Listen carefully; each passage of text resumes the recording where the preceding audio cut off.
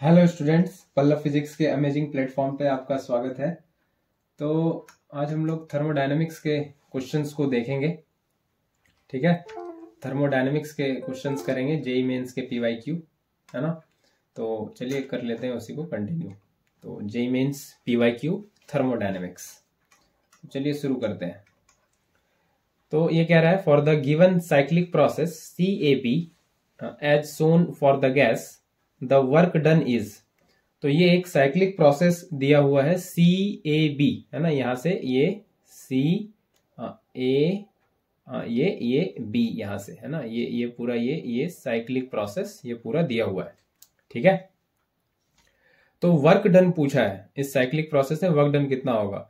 तो सबसे पहले आपको ये पता होना चाहिए कि साइक्लिक प्रोसेस में, ठीक है, साइक्लिक प्रोसेस में जो चेंज इन इंटरनल एनर्जी होता है वो होता है 0, क्योंकि इंटरनल एनर्जी स्टेट फंक्शन है। ये इनिशियल और फाइनल स्टेट पे डिपेंड करता है, और साइक्लिक प्रोसेस में जो इनिशियल है वही फाइनल है। C से चला C पे वापस आ गया, नहीं। ठीक है, तो ये चेंज इन इंटरनल एनर्जी ये क्या है, 0।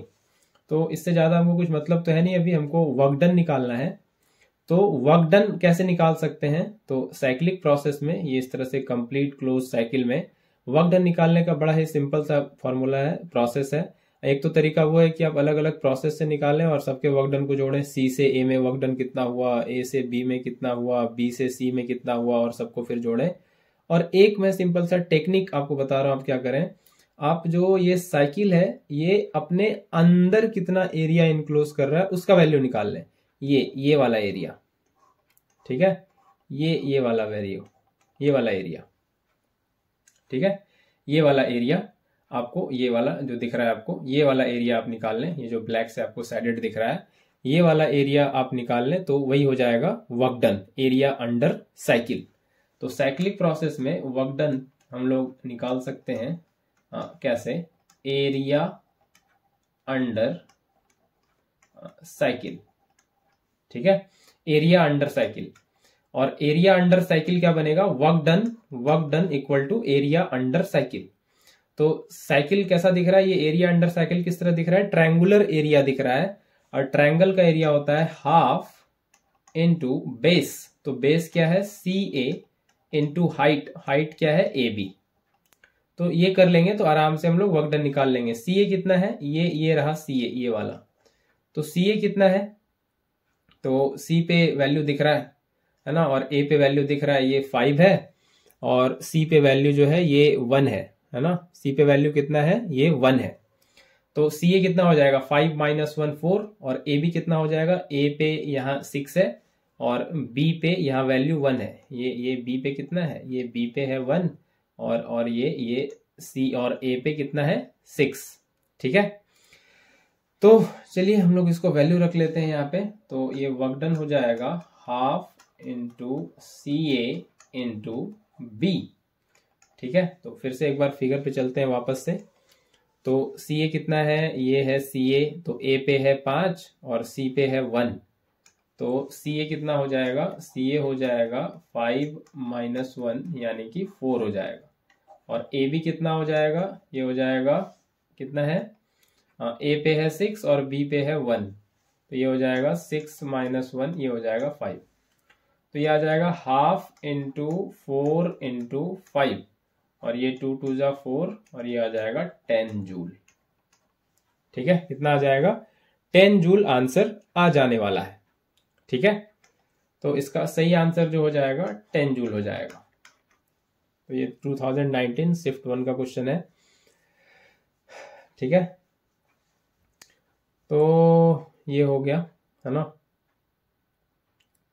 ये half into CA into AB। ठीक है, half into CA into AB, ये हो जाएगा। CA का वैल्यू आपको पता है यहाँ से, है ना, ये C रिप्रेजेंट कर रहा है यहाँ पे, है ना, ये 1 को। ठीक है, ये C किसको बता रहा है, 1 को, और ये B और A किसको बता रहा है, ये यहाँ 5 को। ठीक है, तो आई होप ये आपको इतना समझ आया है। आगे बढ़ते हैं, अगले क्वेश्चन की तरफ चलते हैं, क्वेश्चन नंबर 2। तो एन इंजन ऑपरेट्स, तो ये क्वेश्चन देखिए काफी बार रिपीट हुआ है।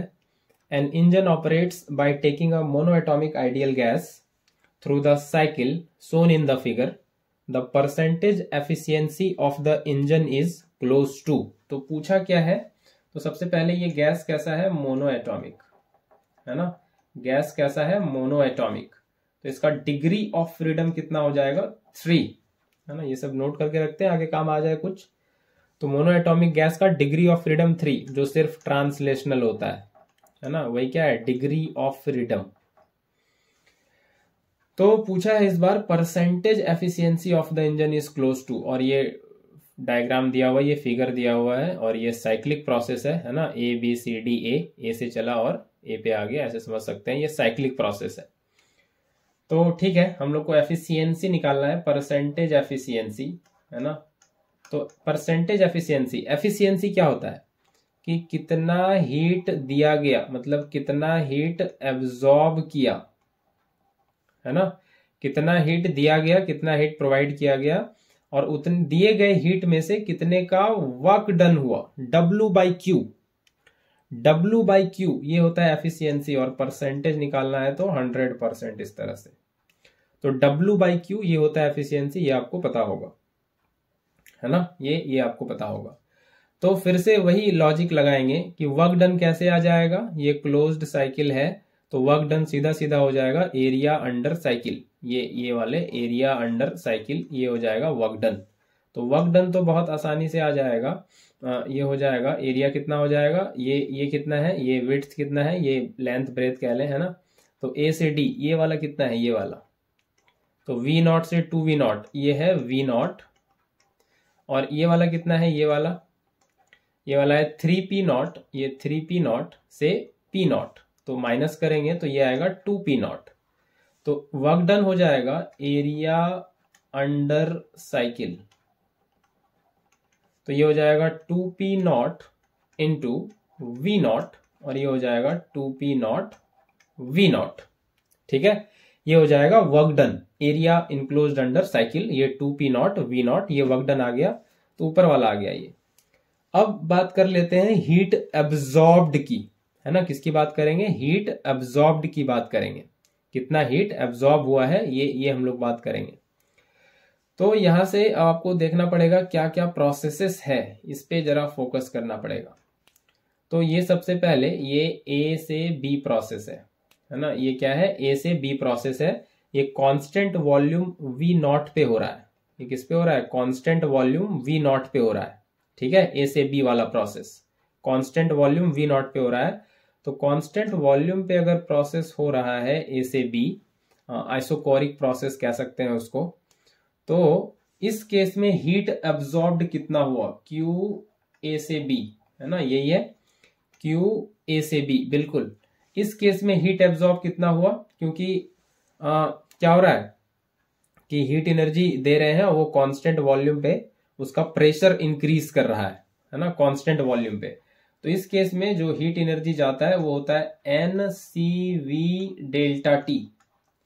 ये कितना हो जाता है, NCV डेल्टा T, ये इतना बन जाता है NCV डेल्टा T। और ये N कितना है, N नहीं गिवन है, और CV कितना होता है, ये होता है F/2R, और ये डेल्टा T। तो डिग्री ऑफ फ्रीडम तो 3 है, 3/2 NR डेल्टा T। ठीक है, ये इतना बन जाएगा, ये पहले इतनी बात समझ में आई। ये एक्सपेंशन है ना, ये वॉल्यूम तो फिक्स है, ये प्रेशर इंक्रीज कर रहा है यहाँ पे है ना, वॉल्यूम तो फिक्स है। यहाँ पे अब आगे देखें, ये बी से सी वाला प्रोसेस, ये अब आगे देखें, ए से बी में कितना हीट एनर्जी जा रहा है, ये तो समझ में आ गया, ए से बी में कितना हीट एनर्जी जा रहा है, NCV डेल्टा T, ये इतना हीट एनर्जी एब्जॉर्ब कर रहा है। अब आगे चल लेते हैं बी से सी वाले प्रोसेस पे है ना। अब आगे हम लोग बात कर लेते हैं किसके बारे में, ये बात कर लेते हैं बी से सी वाले प्रोसेस के बारे में। बी से सी कैसा प्रोसेस है, बी से सी में देखिए वॉल्यूम बढ़ रहा है, V0 से 2V0 पे आ गए, V0 है बी पे और सी पे कितना है 2V0। तो वॉल्यूम जो है ये बढ़ रहा है, और कितने से बढ़ गया, V0 से, लेकिन प्रेशर फिक्स है 3P0 है ना, ये प्रेशर फिक्स है 3P0। तो फिक्स प्रेशर पे वो गैस का एक्सपेंशन हो रहा है। तो बी से सी है ना, Q A से B, B से C, इस केस में कितना हीट एनर्जी दिया जा रहा है सिस्टम को, वो है NCP delta T at constant pressure. तो ये कितना हो जाएगा N, और ये Cp कितना होगा, ये होगा Cv प्लस R, और ये होगा डेल्टा टी। तो Cv कितना है 5/2R, 3/2R, 5 नहीं 3/2R plus R delta T, और ये हो जाएगा 5/2 NR डेल्टा टी। ठीक है, 5/2 NR डेल्टा टी, ये इतना हो जाने वाला है QBC। ठीक है, अब आगे देख लेते हैं C से D वाला प्रोसेस। तो C से D वाला प्रोसेस अगर आप ध्यान से देखें, C से D वाला प्रोसेस, ये C से D वाला प्रोसेस, ये C से D वाला प्रोसेस, ये क्या है, C से D वाला प्रोसेस क्या है, ये प्रेशर जो है ये डिक्रीज कर रहा है ना, प्रेशर डिक्रीज कर रहा है कांस्टेंट वॉल्यूम पे। तो यहाँ पे ना, यहाँ पे हीट क्या होगा, रिलीज होगा, है ना, यहाँ पे जो है हीट जो है रिलीज होगा, हमको ये Q एब्जॉर्ब निकालना है ना। और उसी तरह से ये D से A वाले केस में, D से A वाले केस में, D से A वाले केस में वॉल्यूम जो है फिर से घट रहा है ना, 2V0 से V0। ठीक है, 2V0 से V0। तो ये हम नहीं लेंगे, D से A और C से D, ये हम लोग नहीं लेने वाले हैं। ठीक है, क्योंकि इसमें हीट एब्जॉर्ब नहीं हो रहा, हीट रिलीज हो रहा। ठीक है, तो हम लोग बस यही दो प्रोसेस लेंगे, यही दोनों, और इसी से टोटल हीट एब्जॉर्ब निकालेंगे। अगले स्लाइड में इसको मैं कर लूं। तो टोटल हीट एब्जॉर्ब, है ना, तो इसको ब्लैक से लिखें वापस से। टोटल हीट एब्जॉर्ब ये कितना हो जाएगा, ये हो जाएगा QAB प्लस QBC। ठीक है, QBC।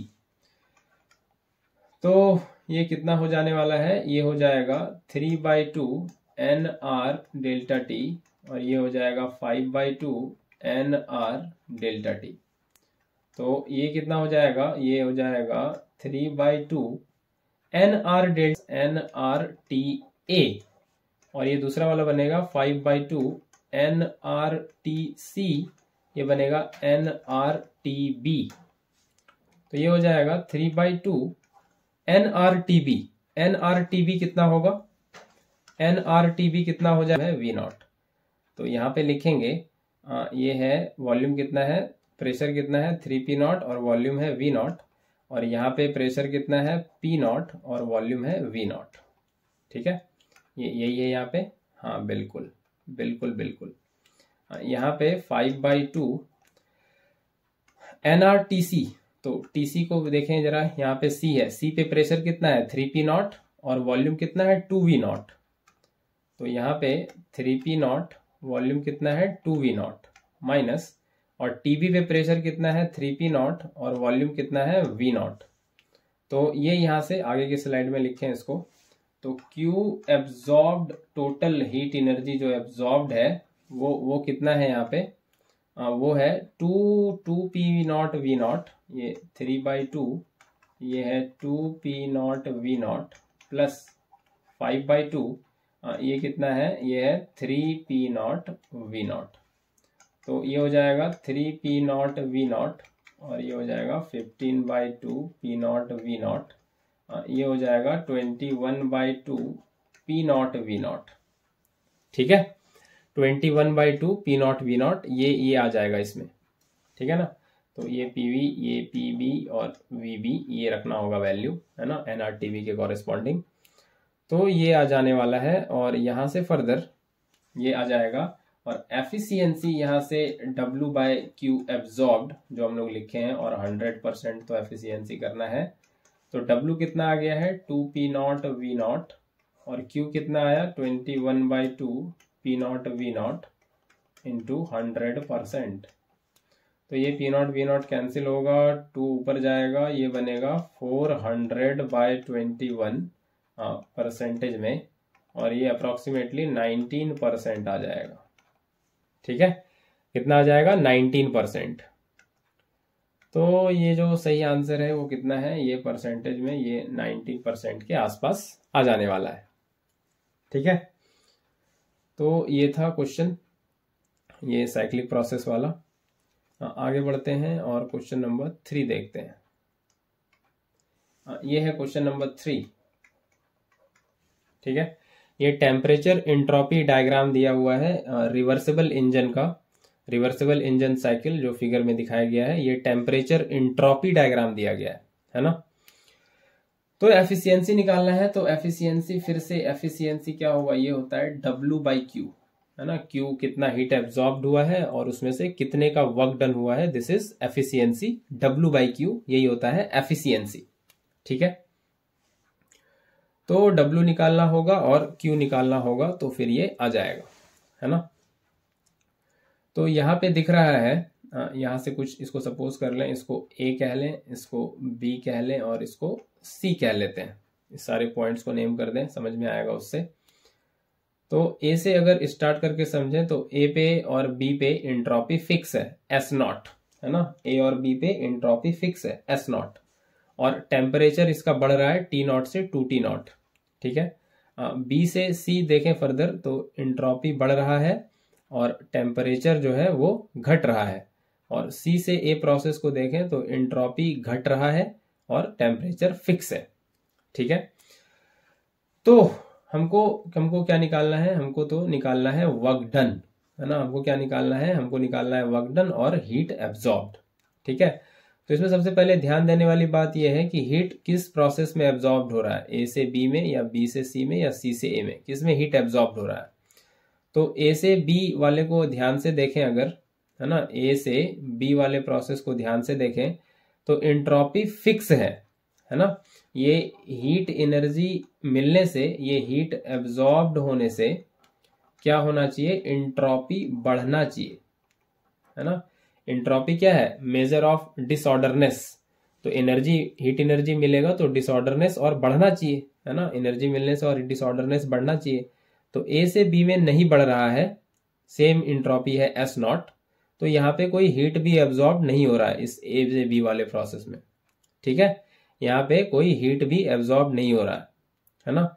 B से C वाले प्रोसेस को देखें तो यहाँ पे एंट्रोपी बढ़ रहा है, S0 से 2S0 गया है। ठीक है, और C से A वाले प्रोसेस को देखें तो यहाँ पे एंट्रोपी घट रहा है ना। 2S0 से S0, यहाँ से मतलब हीट एनर्जी निकल रहा है। तो सिर्फ B से C वाले प्रोसेस में, सिर्फ इसमें जो है हीट एनर्जी एब्जॉर्ब्ड हुआ है, ना तो A से B में हुआ है ना तो C से A में। तो सिर्फ B से C वाले प्रोसेस में हीट एनर्जी क्या हुआ है, एब्जॉर्ब्ड हुआ है। ठीक है, सिर्फ B से C वाले प्रोसेस में। ठीक है, और ये वर्क डन निकालना पड़ेगा। तो वर्क डन कैसे निकालेंगे, तो वर्क डन का सीधा सीधा तरीका तो ये है कि ये एरिया अंडर साइकिल निकालने, सीधा सीधा ये वर्क डन दे देगा, है ना, ये वर्क डन दे देगा। या फिर पूरा निकाल सकते हैं, तो A से B में तो कोई हीट एनर्जी एब्जॉर्ब हुआ नहीं है, तो अगर हम यहाँ से QAB लिखें तो यहाँ पे तो कोई हीट एनर्जी एब्जॉर्ब हुआ नहीं है, ये 0 है ना। QAC में कुछ हीट एनर्जी एब्जॉर्ब हुआ है, रिलीज हुआ है, इसमें बेसिकली एब्जॉर्ब नहीं हुआ, ये रिलीज हुआ है। QBC में कुछ हीट एनर्जी एब्जॉर्ब हुआ है। ठीक है, QBC में B से C वाले रास्ते में कुछ हीट एनर्जी एब्जॉर्ब हुआ है। तो वर्क डन ये क्या होता है, ये होता है Q1 माइनस Q2। अगर रिवर्सिबल इंजन साइकिल को अगर ध्यान से देखें तो ये होता है फॉर्मूला, ये इस तरह से एफिशिएंसी का फॉर्मूला मॉडिफाई होता है।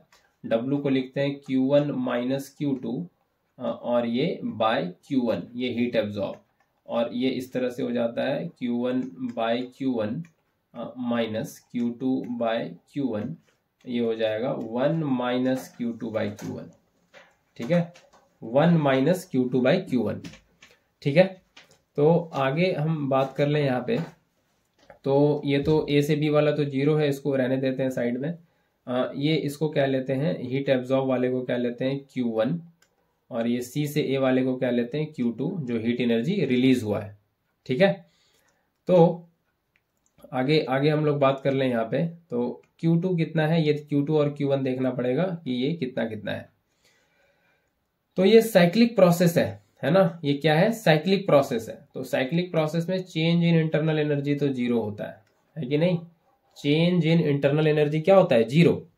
तो साइक्लिक प्रोसेस में चेंज इन इंटरनल एनर्जी 0 है, तो फर्स्ट लॉ ऑफ थर्मोडायनेमिक्स से Q हो जाता है डेल्टा U प्लस W, है कि नहीं। ये हो जाता है delta U plus W, first law of thermodynamics से, और ये 0 है तो क्यू हो जाएगा सीधा सीधा वर्क डन के बराबर, है कि नहीं, या ये कह लें कि वर्क डन हो जाएगा क्यू के बराबर। तो हमको Q2 और Q1 निकालना है, हमको क्या निकालना है, Q2 और Q1, तो क्यों ना हम वर्क डन निकाल लें और उसी के बराबर ये Q1 Q2 का वैल्यू है। तो Q1 कैसे निकालेंगे, तो ये W के बराबर है, तो क्यों ना BC के अंदर के वर्क डन को निकाल लें, एरिया अंडर BC निकाल लें।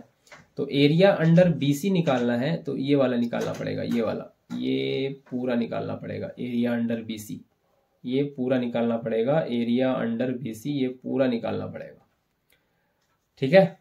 तो एरिया अंडर BC ये कितना हो जाएगा, ये देखना पड़ेगा, एरिया अंडर BC कितना हो जाएगा। तो एक ट्रायंगल बन रहा है पहले ये BAC, और नीचे फिर ये रेक्टेंगल बन रहा है AC के नीचे, तो दोनों को जोड़ देंगे तो BC के अंडर का एरिया आ जाएगा। तो Q1 हमको निकालना है तो हमको निकालना पड़ेगा वर्क डन किसके अंडर, BC के अंडर, है ना, BC के अंडर। तो ये क्या क्या है, इसके अंडर बन रहा है एक ट्रायंगल, एरिया ऑफ ट्रायंगल, और एक बन रहा है एरिया ऑफ रेक्टेंगल, ठीक है।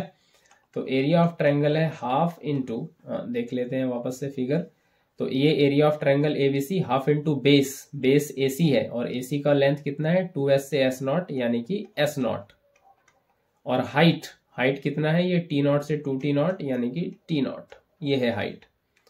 तो ये हो जाएगा हाफ S0 T0, और एरिया ऑफ रेक्टेंगल ये नीचे वाला, ये यहाँ पे, इसको मैं दूसरे कलर से अगर दिखाऊं तो यहाँ पे ये वाला, ये वाला, ये वाला, ये एरिया, ये रेक्टेंगल, ठीक है।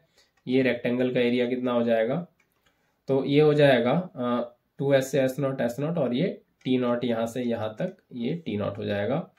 तो ये एरिया आ जाएगा S0 T0, ये आ जाएगा 3S0 T0 बाय 2। तो ये आ जाएगा Q1 का वैल्यू, ठीक है। Q2 की बात कर लें अब, तो Q2 कितना है, Q2 ये रहा, C से A में जितना हीट एनर्जी रिलीज हुआ है वो है Q2। तो इसके अंडर तो सिर्फ ये रेक्टेंगल है जो हो जाएगा S0 T0, है ना। तो ये तो हो जाएगा सीधा सीधा S0 T0। पहले तो ये समझ में आना चाहिए कि ये वर्क डन निकाल रहे हैं, वर्क डन निकाल रहे हैं C से A, और ये हो जाएगा S0 T0, ठीक है। तो यहां से अगर हम सीधा सीधा इस फॉर्मूले में, एफिशिएंसी वाले फॉर्मूले में रखें Q2 Q1 को, तो एफिशिएंसी के फॉर्मूले से ये आ जाएगा 1 माइनस Q2 कितना आया था, Q2 कितना आया था, ये आया है S0 T0, ये आया है S0 T0, और Q1 कितना आया है, ये आया है 2/3, है ना, 2/3 या 3/2, 3/2, ये आया है 3/2 S0 T0, ये आ गया है। तो S0 T0 तो कैंसिल हो जाएगा, है ना, और ये 2 ऊपर आ जाएगा, है ना, 1 माइनस 2/3, और ये हो जाएगा 3 LCM, 3 माइनस 2, ये हो जाएगा 1/3, ठीक है। तो काफ़ी लेंदी, काफ़ी एक्सप्लेनेशन वाला क्वेश्चन था ये कितना आ जाएगा, ये आ जाएगा 1/3, ये आंसर आ जाने वाला है, ये 1/3, ये एफिशिएंसी हो जाएगा 1/3, ठीक है। तो ये थोड़ा लॉजिक आपको यहाँ पे ध्यान रखना था कि हीट एनर्जी एब्जॉर्ब तो एंट्रोपी इंक्रीज करेगा, है ना, हीट एनर्जी एब्जॉर्ब होगा तो एंट्रोपी इंक्रीज करेगा, एंट्रोपी डिक्रीज कर रहा है तो हीट एनर्जी रिलीज करेगा। तो ये आपको फिगर में ध्यान रखना था, ठीक है। तो ये यहाँ से ये आ जाने वाला है, तो 1/3 मार्क कर दिया मैंने, हाँ। तो आगे बढ़ते हैं, क्वेश्चन नंबर 4 को लेते हैं। ये है क्वेश्चन नंबर 4। तो ये आइसोथर्मल चेंज है। In an isothermal change the change in pressure and volume of a gas can be represented for 3 different temperature। तो 3 टेम्परेचर दिया हुआ है, T3 greater than T2 greater than T1, ये condition, ये relation दिया हुआ है।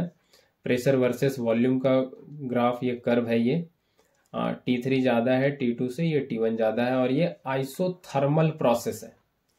तो आइसोथर्मल प्रोसेस में क्या कांस्टेंट होता है, टेम्परेचर।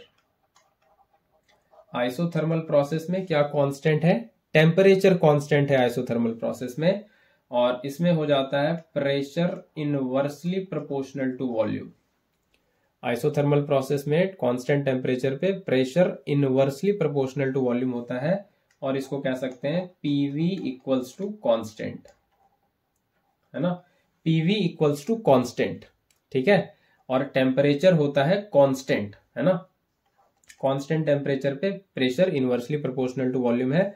और इस केस में जो ग्राफ बनता है, जो कर्व बनता है ऐसे वाले इक्वेशन के लिए, वो बनता है रेक्टेंगुलर हाइपरबोला, रेक्टेंगुलर हाइपरबोला, ये ऐसा ग्राफ बनता है आइसोथर्मल के केस में, है ना, रेक्टेंगुलर हाइपरबोला। तो यहाँ पे सबसे पहले तो दो ऑप्शन ऐसे कटेगा, ये बी ऑप्शन, ये स्ट्रेट लाइन नहीं बनेगा, और ये सी ऑप्शन, ये स्ट्रेट लाइन नहीं बनेगा। कैसा बनेगा? रेक्टेंगुलर हाइपरबोला, ए या डी बनेगा, है ना। तो अब देखना पड़ेगा कौन सा बनेगा। ये T1 T2 T3 दिया है और ये T3 T2 T1 दिया है, तो देखना पड़ेगा कौन सा बनेगा इसमें। तो यहाँ पे PV इक्वल्स टू कॉन्स्टेंट है, और हम लोग ऐसे पढ़े हैं कि ये PV equals to nRT ideal gas equation पढ़े हैं। ये nR कांस्टेंट है और ये आइसोथर्मल में टेम्परेचर भी कांस्टेंट है, ठीक है। तो हम लोग ऐसे यहाँ पे कह सकते हैं क्या, हम लोग ऐसे यहाँ पे कह सकते हैं क्या, ये PV पूरा कांस्टेंट ही हो गया, है ना, PV क्या हो गया? कांस्टेंट ही हो गया। तो यहाँ पे ऐसे कह सकते हैं कि ये PV जो है, ये PV का प्रोडक्ट, है ना, ये PV का प्रोडक्ट जो है, एक गिवन टेम्परेचर पे ये प्रोडक्ट सेम होगा, है ना, एक गिवन टेम्परेचर पे। यहाँ पे इसको ऐसे लिखें पहले तो, कि एक गिवन टेम्परेचर पे, एक गिवन टेम्परेचर पे PV का वैल्यू, प्रोडक्ट का, PV के प्रोडक्ट का वैल्यू ये होगा कांस्टेंट, एक दिए गए टेम्परेचर पे। फिर टेम्परेचर चेंज होगा तो फिर PV का वैल्यू अलग होगा, लेकिन उस टेम्परेचर पे फिक्स होगा। तो इसको ऐसे कह सकते हैं कि ये जो PV है ये डायरेक्टली प्रोपोर्शनल है टेम्परेचर के, है ना। ये PV जो है, ये प्रोडक्ट, ये directly proportional in a sense किसके हो गया? टेम्परेचर के, कि वो टेम्परेचर, वो गिवन कांस्टेंट टेम्परेचर पे PV का वैल्यू जो है वो सेम है, वो फिक्स है, ठीक है। तो यहां से हमको अब ये देखना होगा कि किसका टेम्परेचर ज्यादा है, ठीक है, किसका टेम्परेचर ज्यादा है। तो अगर, है ना, यहाँ पे क्या दिया हुआ है, देखते हैं किसका टेम्परेचर ज्यादा है। तो यहाँ दे रखा है T3 का ज्यादा है, T2 का ज्यादा है, T1 का ज्यादा है ना, T3 का ज्यादा, T1 का ज्यादा, और फिर T1 का ज्यादा। तो सबसे ज्यादा T3 का है। और आपको ये ध्यान हो कि ये जो PV है, ये होता है वर्क डन, है ना, ये वर्क डन में पढ़ते हैं हम लोग PV किसको बताता है? वर्क डन को। और वर्क डन को ग्राफ में हम लोग बताते हैं एरिया अंडर कर्व से या एरिया अंडर ग्राफ से, है ना। तो ग्राफिकल एनालिसिस PV का यही है कि ये वर्क डन और एरिया अंडर कर्व। तो जिस ग्राफ के अंडर का एरिया ज्यादा होगा, जिस ग्राफ के अंडर का एरिया ज्यादा होगा वहीं PV का वैल्यू ज्यादा होगा, ठीक है। तो वो पहले देख लें ग्राफ से। तो यहाँ पे जैसे पकड़ लें, इस पॉइंट को पकड़ लें, एक पॉइंट को यहाँ पे ऐसे। तो यहाँ पे देखें कि ये इस पॉइंट को, T3 वाले ग्राफ को, T3 वाले ग्राफ को जरा देखें सही से, ये T3 वाले कर्व को यहाँ पे। तो ये T3 वाले ग्राफ इस पॉइंट पे देखें तो ये PV के अंडर का एरिया ये बन रहा है ना, PV के अंडर का एरिया ये बन रहा है। उसके बाद फिर T2 वाले ग्राफ को देखें यहाँ पे, तो ये एरिया, ये इतना एरिया बन रहा है, ठीक है, ये इतना एरिया बन रहा है। और फिर यहाँ T1 के ग्राफ, T1 को देखें तो ये इतना एरिया बनेगा, ठीक है। ये कितना एरिया बन रहा है? ये इतना एरिया बन रहा है, इतना। तो किसका एरिया अंडर कर्व ज्यादा हो रहा है? किसका एरिया अंडर कर्व ज्यादा हो रहा है? तो यहाँ पे आपको ये भी साथ साथ ध्यान रखना है कि ये PV जो है ये डायरेक्टली प्रोपोर्शनल टू टेम्परेचर भी है। तो जिस ग्राफ के लिए टेम्परेचर ज्यादा होगा, PV का वैल्यू उसी के लिए ज्यादा होगा, है ना। जिसका टेम्परेचर ज्यादा, PV का वैल्यू उसी के लिए ज्यादा, मतलब PV का वैल्यू जिस ग्राफ के लिए ज्यादा है, T उसी के लिए ज्यादा होगा। ये ऐसा होना चाहिए, यहां से ऐसा दिख रहा है। तो PV का वैल्यू तो यहाँ पे T1 के लिए ज्यादा आ रहा है, इस वाले पहले ग्राफ में PV का वैल्यू किसके लिए ज्यादा आ रहा है? T1 के लिए PV का वैल्यू ज्यादा आ रहा है ना, ये ज्यादा आ रहा है। लेकिन क्या यहाँ पे T1 ज्यादा है क्या? लेकिन T1 तो यहाँ सबसे कम है, है ना। T1 सबसे कम है लेकिन PV सबसे ज्यादा आ रहा है T1 के लिए ही, तो ये वाला ग्राफ भी तो गलत हो गया, ये नहीं हो सकता। ये D बिल्कुल बच गया और यही होगा, और यहाँ पे बिल्कुल सही दिख रहा है कि T3 यहाँ पे ज्यादा है। जैसे यहाँ पे उसी तरह से ड्रॉ कर लें एक पॉइंट के लिए, तो एक यहाँ पे ये T1 के लिए आएगा, ये T2 के लिए आएगा, ये T3 के लिए आएगा। डेफिनेटली T3 के अंडर का एरिया ज्यादा दिख रहा है, और T3 ये वाला टेम्परेचर भी ज्यादा है T2 से और T1 से। तो 100% यही वाला ग्राफ सही है। PV जो है वो एरिया अंडर कर्व ज्यादा दिख रहा है T3 वाले ग्राफ के लिए, और T3 ज्यादा भी है वैल्यू में, और PV भी उसी के लिए ज्यादा आ रहा है। और यहाँ पे ये रिलेशन भी यही दिख रहा है कि ये डायरेक्टली प्रोपोर्शनल टू टेम्परेचर, है ना। तो ये वाला ग्राफ सही है फिर इस हिसाब से। डी ऑप्शन है ना, फर्स्ट नहीं होगा, ठीक है। ये डी ऑप्शन सही है, ठीक है। तो ये डी ऑप्शन इसका सही आंसर है। आगे बढ़ते हैं, अगले क्वेश्चन पे चलते हैं। तो रेक्टेंगुलर हाइपरबोला बनेगा, स्ट्रेट लाइन कभी नहीं बनेगा, ये ध्यान रखना है आपको। तो ये एक फिगर दिया है, और heat energy absorbed bye a system in going through a cyclic process पूछा है।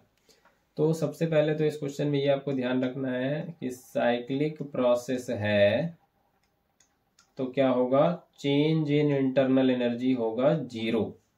साइक्लिक प्रोसेस में इंटरनल एनर्जी का चेंज क्या आता है, 0। तो heat energy absorbed, first law of thermodynamics को अगर लिखें तो ये 0 हो गया, तो Q किसके बराबर होगा, W के बराबर होगा, सीधा सीधा। तो वर्क डन अगर हम निकाल लें तो वो हीट एनर्जी एब्जॉर्ब्ड के बारे में आइडिया मिल जाएगा उससे। तो वर्क डन क्या होगा, वर्क डन क्या होता है साइक्लिक प्रोसेस में, ये होता है एरिया अंडर साइकिल। ये क्या होता है, एरिया अंडर साइकिल, मतलब ये सर्कुलर साइकिल दिख रहा है, ये इसके अंडर का एरिया, ये जो इसके अंदर इनक्लोज्ड है इसका एरिया। तो सर्कल का एरिया क्या होता है, पाई आर स्क्वायर। तो ये यहां से आ जाएगा पाई आर स्क्वायर। तो ये अगर हम इस डायमीटर को पहले लें, ये वाला डायमीटर, ये डायमीटर, ये कितना होगा, 40 में 20, ये 20 आएगा, 20 लीटर, है ना। और इसका आधा कर दें तो वहां से मिल जाएगा हमको रेडियस, 20 का आधा कर दें तो ये 20 का आधा कर दें तो ये हो जाएगा 10 लीटर, है ना। और इसको मीटर क्यूब में कन्वर्ट कर लें तो 1 लीटर में 1000 सेंटीमीटर क्यूब, तो इसको मीटर क्यूब में करेंगे तो ये हो जाएगा 10⁻³ मीटर क्यूब। तो ये बन जाएगा। और इधर से प्रेशर वाले साइड से ये वाला भी कितना है, ये वाला है 20।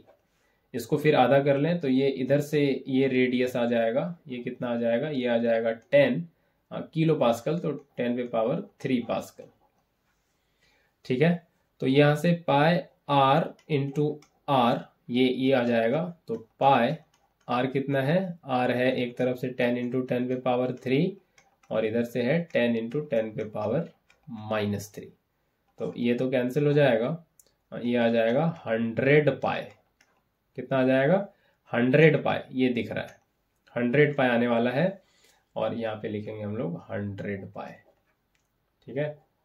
ये कितना आ जाएगा, 100 पाई आंसर आ जाने वाला है, ठीक है। तो ऐसे आपको इसको करना था इस क्वेश्चन में, ये काफी आसान सा क्वेश्चन था। आगे बढ़ते हैं, क्वेश्चन नंबर 6 को देखते हैं। तो a thermodynamic system is taken through cyclic process, the total work done in the process is. तो फिर से साइक्लिक प्रोसेस है ना, और वर्क डन पूछा है तो चेंज इन इंटरनल एनर्जी क्या होगा, 0। और वर्क डन पूछा है तो वर्क डन साइक्लिक प्रोसेस में क्या होता है, एरिया इनक्लोज्ड अंडर साइकिल। तो एरिया इनक्लोज्ड अंडर साइकिल, ठीक है। तो ये एरिया आपको निकाल लेना है फटाफट से, ये ट्रायंगल का एरिया। तो ये क्या हो जाएगा, हाफ इंटू बेस। बेस क्या है, ये 2 में 4, तो ये है डिफरेंस, ये है 2, ये बेस। और हाइट क्या है, 100 से 400 यानी कि 300, ये हो जाएगा हाइट। 400 माइनस 100 300, तो बेस हो जाएगा 2 और हाइट हो जाएगा 300। तो ये 2 से 2 कैंसिल हो जाएगा, ये आ जाएगा 300 जूल। तो यहाँ पे दिख भी रहा है, ये बी ऑप्शन में दिख रहा है 300 जूल, ठीक है। आगे चलते हैं अगले क्वेश्चन पे, क्वेश्चन नंबर 7। इसको देख लेते हैं। तो ये 1 मोल ऑफ आइडियल गैस है at 27 degree Celsius, temperature fix है, is taken from A to B. तो यहां से ए से बी पे लाया गया है फिक्स टेम्परेचर पे, कांस्टेंट टेम्परेचर पे, जैसा कि पीवी डायग्राम में दिखाया गया है। तो वर्क डन क्या होगा इसमें ये पूछा है ना, वर्क डन पूछा है। गैस का एन का वैल्यू दिया हुआ है 1 मोल, टेम्परेचर फिक्स है कितना 27 डिग्री सेल्सियस, या इसको कह लें 273 प्लस 27 यानी कि 300 केल्विन, ये इतना टेम्परेचर कह लें। और ए से बी ये इस प्रोसेस से गैस को लाया गया, जो भी है गैस को लाया गया कांस्टेंट टेम्परेचर पे, है ना। ये टेम्परेचर क्या है कांस्टेंट, ए से बी तक कांस्टेंट टेम्परेचर पे लाया गया। टेम्परेचर है फिक्स, है ना, और टेम्परेचर फिक्स है तो ये कैसा प्रोसेस हो गया आइसोथर्मल। और आइसोथर्मल के केस में जो वर्क डन होता है वो होता है nRT ln V2 bye V1, है ना, nRT ln V2 bye V1। n कितना है ये है 1 मोल, r कितना है 8.3, t कितना है 300 केल्विन, ln V2 कितना है फाइनल वॉल्यूम। तो V2 यहाँ B पे और B पे वॉल्यूम है 4, और V1 यहाँ A पे, वहाँ वॉल्यूम कितना है 2, तो 4/2, है ना। ये कितना हो जाएगा 4/2, तो ये हो जाएगा 8.3 इंटू 300, और ये हो जाएगा ln 2, ये हो जाएगा 8.3 इंटू 300, ln 2 कितना होगा, ये होगा 0.6931, ये गिवन है क्वेश्चन में। तो यहाँ से ये डेसिमल हटाएंगे तो एक जीरो कैंसिल होगा, और ये हो जाएगा कितना 0, 3 3 जा 9 और 3 8 जा 24, ये 2490 ये इतना बनेगा। और इसको मल्टीप्लाई करें 0.6931 से, तो ये लगभग जो आंसर बनेगा ये 17258 के आसपास बनेगा। ठीक है, ये इतना जूल बन जाएगा 17258, है ना। इसको उसी आंसर के फॉर्मेट में लिखें, ये 1725.8, है ना, 0.8 बनेगा, 0.8, 1725.8 जूल, ये इतना आंसर बन जाएगा। तो इसको यहाँ पे हम लोग लिखेंगे, तो इसको यहाँ पे ना ऐसे लिख दिया है, इसको यहाँ पे ऐसे लिख दिया है 17258, और डेसिमल हटाए तो 10 नीचे आया, उसको ऊपर करके लिख दिया है 10 पे पावर -1 जूल। ठीक है, 10 पे पावर -1 जूल। तो यहाँ पे हो जाएगा 17258 इंटू 10 पे पावर -1 जूल। ठीक है, ये यहाँ पे हो जाएगा। ठीक है, इतनी बात आपको समझ में आई क्वेश्चन नंबर 7 तक। आगे बढ़ते हैं और देख लेते हैं क्वेश्चन नंबर 8। तो even Carnot engine can't give 100% efficiency because, तो एफिशिएंसी क्या होता है, ये होता है ईटा 1 minus T2 bye T1। T2 है सिंक का टेम्परेचर और T1 है सोर्स का टेम्परेचर। तो 100% एफिशिएंसी कहने का मतलब है कि ईटा का वैल्यू 1 हो जाना चाहिए, ये मतलब होता है 100% एफिशिएंसी का। तो अगर ईटा 1 चाहिए तो क्या होना पड़ेगा, ये होने के लिए होना पड़ेगा T2 होना पड़ेगा 0, सिंक के टेम्परेचर को 0 होना पड़ेगा, एब्सोल्यूट 0 केल्विन, है ना, ये 0 टेम्परेचर होना पड़ेगा। ठीक है, लेकिन ये फिजिबल नहीं है, ये पॉसिबल नहीं है ना, नॉट पॉसिबल। ये T2 0 लेके आ जाना, दिस इज नॉट पॉसिबल, है ना, ये प्रैक्टिकली पॉसिबल नहीं है ना, ये फिजिबल नहीं है, ये टेम्परेचर अटेन कर पाना इतना आसान नहीं है। तो we can't reach absolute 0 temperature, ये जो सी ऑप्शन दिख रहा है ये होना चाहिए। हम लोग एब्सोल्यूट 0 टेम्परेचर अटेन नहीं कर सकते, एब्सोल्यूट 0 टेम्परेचर अटेन नहीं किया जा सकता, इसीलिए ये नहीं हो सकता एफिशिएंसी 1 के बराबर। ठीक है, तो which of the following statement is correct for any thermodynamic system. किसी थर्मोडायनेमिक सिस्टम के लिए कौन सा करेक्ट है। तो सबसे पहले दे रखा है change in entropy can never be zero. बिल्कुल, चेंज इन एंट्रोपी तो जीरो हो सकता है। हाँ, ये हम लोग रिवर्सिबल प्रोसेस के लिए, है ना, रिवर्सिबल कार्नोट साइकिल में देखते हैं, रिवर्सिबल कार्नोट इंजन में, रिवर्सिबल प्रोसेस में ये तो होता है, चेंज इन एंट्रोपी जीरो होता है ना। तो ये पहला स्टेटमेंट तो गलत है कि जीरो हो ही नहीं सकता, चेंज इन एंट्रोपी बिल्कुल जीरो हो सकता है। ठीक है। Internal energy and entropy are state function, ये सही है। इंटरनल एनर्जी और एंट्रोपी इनिशियल और फाइनल स्टेट पे डिपेंड करता है, प्रोसेस पे नहीं। तो ये सही है, बी सही है। Internal energy changes in all process, सारे प्रोसेस में चेंज नहीं करेगा, ये कोई जरूरी नहीं है। Work done in adiabatic process is always zero, adiabatic process में वर्क डन हमेशा जीरो होता है, ये कोई जरूरी नहीं है। तो सबसे पहले ये बात कर लें कि Q delta U plus W, ये होता है फर्स्ट लॉ ऑफ थर्मोडायनेमिक्स से, और एडियाबेटिक प्रोसेस के केस में ये जीरो होता है, Q एक्सचेंज नहीं होता हीट एनर्जी का। तो वर्क डन यहाँ पे आएगा माइनस डेल्टा U, तो डेल्टा U हमेशा जीरो हो ये तो जरूरी नहीं है। तो लिखा है वर्क डन एडियाबेटिक प्रोसेस में ऑलवेज जीरो होगा, ये स्टेटमेंट गलत है।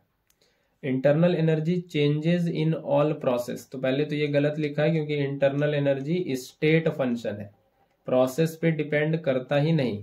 अगर दो प्रोसेस का इनिशियल और फाइनल स्टेट सेम है तो डेल्टा U सेम होगा, है ना। ये इनिशियल और फाइनल स्टेट पे डिपेंड करता है, इनिशियल एंड फाइनल। तो ये भी गलत है। तो और ये पहला वाला तो गलत है ही, तो सिर्फ बी ऑप्शन सही है ना, बी ऑप्शन सही है। तो ठीक है स्टूडेंट्स, आज के लिए इतना ही, मिलते हैं फिर नए लेक्चर में नए क्वेश्चंस के साथ। Till then take care, bye bye.